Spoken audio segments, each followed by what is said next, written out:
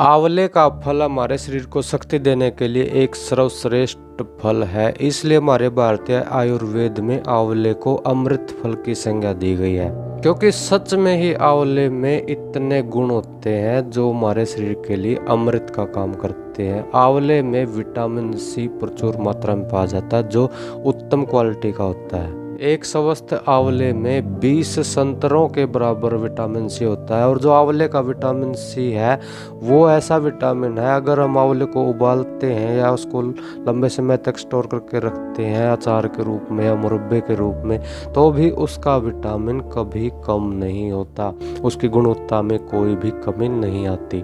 और एक आंवला ही ऐसा फल है जो खट्टा होने के बावजूद भी दूध के साथ खाया जा सकता है। और कोई भी खट्टा फल दूध के साथ नहीं खाया जाता, लेकिन सिर्फ आंवले को हम दूध के साथ सेवन कर सकते हैं, जो हमारे स्वास्थ्य को अनगिनत लाभ प्राप्त करवाता है। और जो आंवले में विटामिन सी पाया जाता है वो एक ऐसा तत्व है जो हमारे शरीर के लिए, हमारी सुंदरता को बनाए रखने के लिए और लंबी आयु के लिए, स्वास्थ्य को लंबे समय तक बनाए रखने के लिए बहुत ही जरूरी है।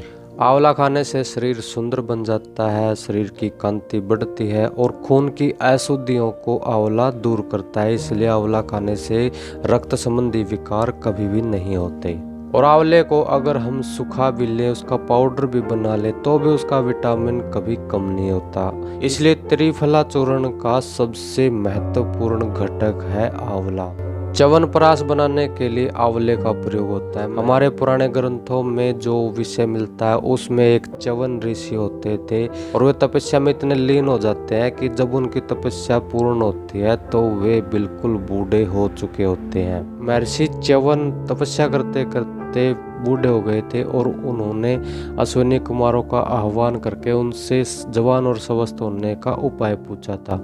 तो जो स्वर्ग के वैद्य थे अश्विनी कुमार, उन्होंने च्यवन ऋषि को आंवले का सेवन करने की सलाह दी थी।